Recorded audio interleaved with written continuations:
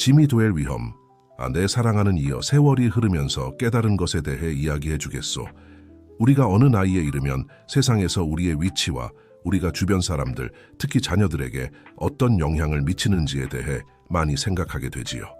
우리가 사랑하는 사람들에게 짐이 될 수 있다는 두려움, 그것이 우리 마음속에 자리 잡은 걱정이에요. 내가 은퇴했을 때를 잘 기억합니다. 처음에는 꿈만 같았어요. 드디어 미루어 두었던 모든 일들을 할 시간이 생겼으니까요. 하지만 곧 나의 하루하루가 점점 더 공허해지고 약간 길을 잃은 느낌이 들기 시작했어요. 그때 자녀들 근처로 이사를 결심했죠. 이렇게 하면 자주 볼 수 있고 어쩌면 손주들 돌보는데도 도움을 줄 수 있겠지라고 생각했어요. 처음에는 정말 좋았어요. 거의 매일 자녀들을 보고 손주들과 놀아주고 일요일 가족 점심 식사에 참여했죠. 하지만 점차 미묘한 변화들을 느끼기 시작했어요. 항상 밝았던 딸 미영이가 더 피곤해 보이더라고요. 대화를 즐기던 아들 준호도 항상 바빠 보였어요. 어느 날 실수로 그들의 대화를 엿듣게 되었어요. 그들은 일과 자녀 양육, 그리고 나에게 신경 쓰는 것을 균형 잡기가 얼마나 어려운지에 대해 이야기하고 있었죠. 그 순간 마치 가슴이 조여오는 것 같았어요.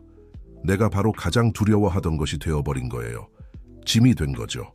우리 자녀들이 우리를 사랑하지 않는 게 아니에요. 그들은 정말 많이 사랑하죠.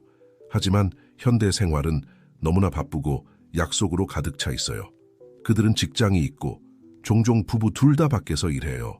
아이들을 학교에 데려다주고 방과 후 활동에도 데려가야 해요. 지불해야 할 청구서도 있고 집안일도 해야 하고 다른 수천 가지 책임들이 있죠. 그리고 우리는 계속된 존재감으로 인해 모르는 사이에 점점 더 많은 관심을 요구하게 돼요. 어느 날은 병원에 가는 데 도움을 요청하고 다른 날은 은행 문제를 해결하는 데 도움을 요청하죠. 곧 우리 자녀들은 이미 꽉 찬 일정을 우리를 위해 재조정해야 하는 상황에 처하게 됩니다. 가장 안타까운 점은 그들이 종종 얼마나 부담을 느끼는지 직접적으로 표현하지 않는다는 거예요. 우리에 대한 사랑과 존경심 때문에 아니요 라고 말하거나 어려움을 겪고 있다고 인정하지 못하죠. 그래서 조용한 원망이 자라나기 시작해요. 내가 손녀 교육 방식에 대해 의견을 냈을 때가 기억나요. 우리 시대에는 아이들을 다르게 키웠거든요. 단지 내 경험을 공유하는 것뿐이라고 생각했죠. 하지만 딸의 반응은 글쎄 좋지 않았다고 말하죠. 그때 내가 모르는 사이에 선을 넘었다는 걸 깨달았어요. 그게 다가 아니었어요. 시간이 지나면서 사위 도윤이가 가족 저녁 식사 때 점점 더 조용해지는 것을 알아챘어요. 나중에 알고 보니 그는 내가 정치에 대해 하는 말에 불편함을 느꼈더라고요. 우리는 그 주제에 대해 매우 다른 견해를 가지고 있었죠. 마찰은 작고 거의 눈에 띄지 않는 것에서 시작되었어요. 여기서 한마디, 저기서 한 번의 못마땅한 표정. 하지만 점차 쌓여갔죠.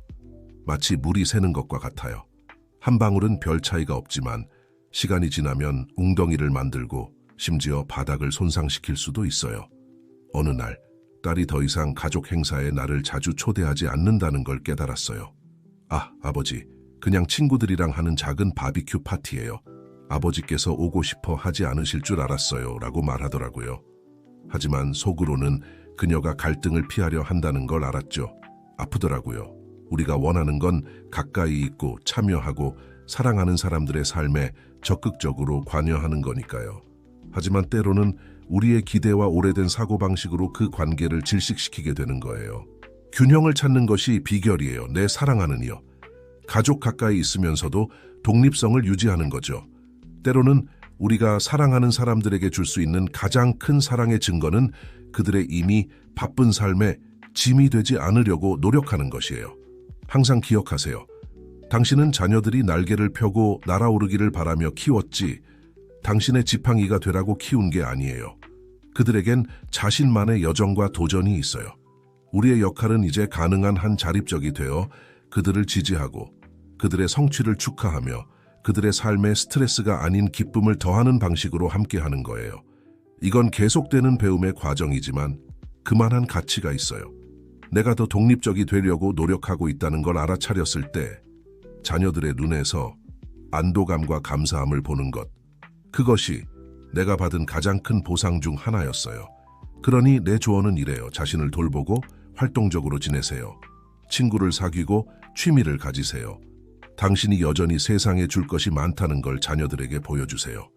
그러면 함께 있을 때 그건 의무나 죄책감 때문이 아니라 선택과 사랑 때문일 거예요. 노년기는 지혜와 평온함의 아름다운 단계가 될 수 있어요. 짐이 될 것이라는 두려움이 당신이나 사랑하는 사람들로부터 그 아름다움을 빼앗지 못하게 하세요.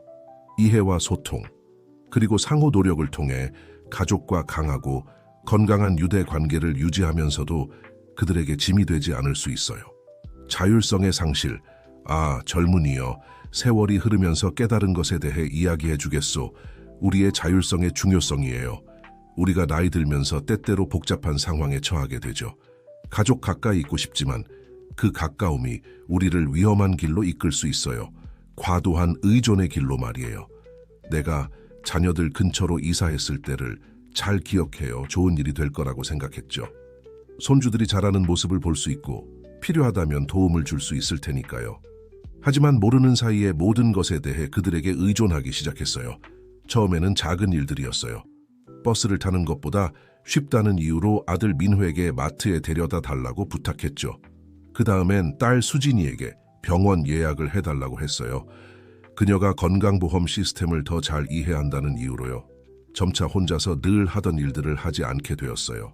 어느 날 은행 앱으로 청구서를 어떻게 내는지 더 이상 모른다는 걸 깨달았어요. 매번 손자 태현이에게 도움을 요청하는데 익숙해져 버린 거죠. 그때 현실을 직시하게 되었어요. 나는 내 독립성, 스스로 일을 처리하는 능력을 잃어가고 있었던 거예요. 우리 자녀들이 우리를 도와주고 싶어 하지 않는 게 아니에요. 그들은 정말 좋아하죠. 하지만 우리가 모든 것에 대해 그들에게 의존하기 시작하면 실제로는 우리 자신의 자신감과 능력을 감소시키고 있는 거예요. 마치 스스로 살아가는 법을 잊어가는 것 같아요. 내 눈을 뜨게 한 상황이 있었어요. 혼자 집에 있을 때 전구를 갈아야 했죠. 예전에는 이런 게 간단한 일이었어요. 하지만 그날 나는 완전히 길을 잃은 것 같았어요. 그렇게 기본적인 일을 하기 위해 아들이 퇴근하기를 기다리고 있었죠. 그 순간 깨달았어요. 나는 내 자율성을 잃어가고 있었던 거예요. 자율성의 상실은 교활하죠. 천천히, 거의 알아차리지 못하게 시작돼요. 어느 날은 정상적으로 살아가고 있다가 다음 날에는 누군가의 조언 없이는 간단한 결정도 내리지 못하는 자신을 발견하게 돼요. 마치 우리 삶의 주인공이 아닌 관객이 되어가는 것 같아요. 최악은 이것이 우리의 실용적인 능력뿐만 아니라 자존감에도 영향을 미친다는 거예요. 다른 사람에게 의존할수록 우리 자신을 덜 신뢰하게 되죠. 항상 쉽게 해왔던 일들에 대해서도 의심하기 시작해요. 내가 운전을 그만뒀을 때가 기억나요. 처음에는 자녀들이나 손주들에게 차를 태워달라고 하는 게 더 쉬워 보였어요. 하지만 곧 내가 원할 때 자유롭게 오갈 수 있는 자유를 잃었다는 걸 깨달았죠. 다른 사람들의 일정과 가용성에 따라 움직여야 했죠. 그건 제 독립성에 큰 타격이었어요. 하지만 알다시피 이런 상황을 바꾸기엔 결코 늦지 않아요. 제가 무슨 일이 일어나고 있는지 깨달았을 때 행동을 취해야 할 때라고 결심했죠. 첫 번째 단계가 가장 어려웠어요. 가족 외에도 사회생활이 필요하다는 걸 스스로 인정하는 거였죠. 조금씩 시작했어요. 먼저 오래된 친구들과 다시 연락을 했어요. 전화도 하고 문자도 보내고 심지어 편지도 썼어요. 네, 아직도 편지를 쓰고 있답니다. 마치 오랫동안 말라있던 식물에 물을 주는 것 같았어요. 점차 이 우정들이 다시 꽃피기 시작했죠. 그 다음엔 새로운 인연을 만들어 보기로 도전했어요. 동네 주민센터에서 하는 그림 수업에 등록했죠. 처음엔 긴장됐어요. 낯선 사람들과 대화하는 게 오랜만이었거든요. 하지만 곧 저와 비슷한 상황에 있는 사람들이 많다는 걸 알게 됐어요. 새로운 친구를 사귀고 싶어 하는 사람들 말이에요. 지역 복지관도 놀라운 발견이었어요. 모든 연령대를 위한 활동들이 있었는데 노인들을 위한 산책 모임도 있었죠. 이 모임에 참여하면서 신체 건강도 좋아졌고 완전히 새로운 사회적 네트워크도 생겼어요. 개인적인 관심사를 유지하는 것의 중요성도 깨달았어요. 수년 동안 접어두었던 옛 취미인 우표 수집을 다시 시작했죠. 이건 단순히 가족 이야기 외에 다른 주제로 대화할 거리를 만들어줬을 뿐만 아니라 온라인 포럼을 통해 전 세계의 다른 수집가들과 연결될 수 있게 해줬어요. 전에는 약간 의심스럽게 봤던 기술이 큰 도움이 됐어요. 소셜미디어와 메시징 앱 사용법을 배웠죠. 갑자기 멀리 있는 친구들과 마치 옆방에 있는 것처럼 대화할 수 있게 됐어요. 심지어 온라인에서 제 관심사를 공유하는 새로운 친구들도 사귀게 됐어요. 제가 채택한 전략 중 하나는 사회적 일정을 만드는 거였어요. 예를 들어 매주 화요일은 공원에서 친구들과 만나 도미노를 하는 날이었죠. 토요일엔 지역 도서관의 독서 클럽에 참여했고요. 이런 약속들이 있으니 일주일 내내 기대할 거리가 생겼어요. 또한 단순히 많은 친구를 사귀는 것보다 의미 있는 관계를 키우는 데 집중하는 법도 배웠어요. 진정한 친구와의 좋은 대화 한 번이 수십 번의 피상적인 교류보다 더 가치 있다는 걸 알게 됐죠. 큰 변화를 가져온 또 다른 것은 자원봉사 활동에 참여한 거예요.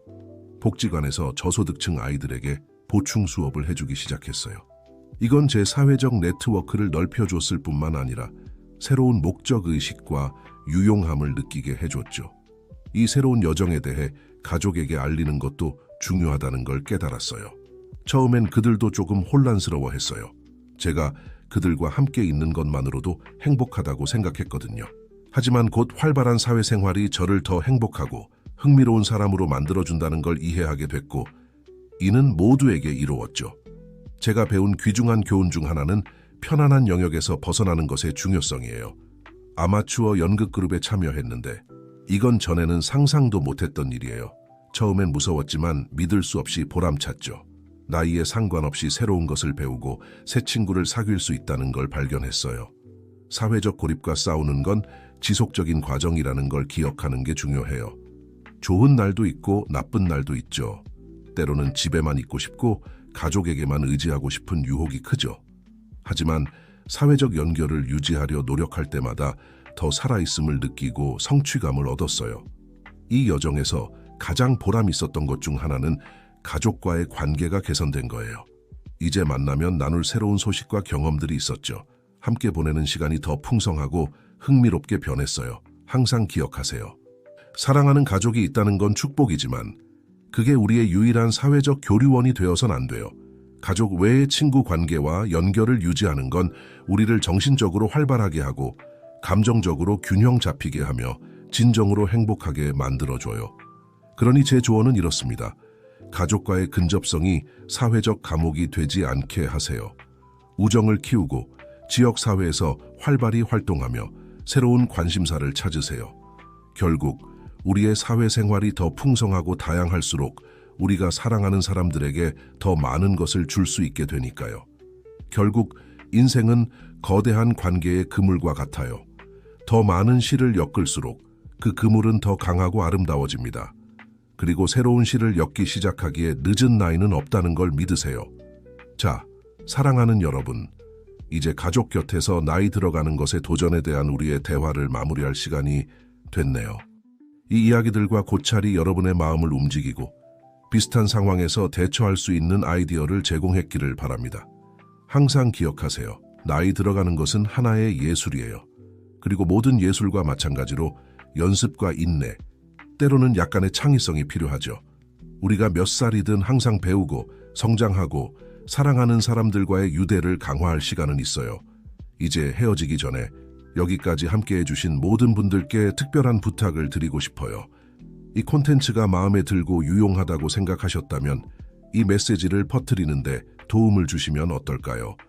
먼저 우리 채널 구독 잊지 마세요.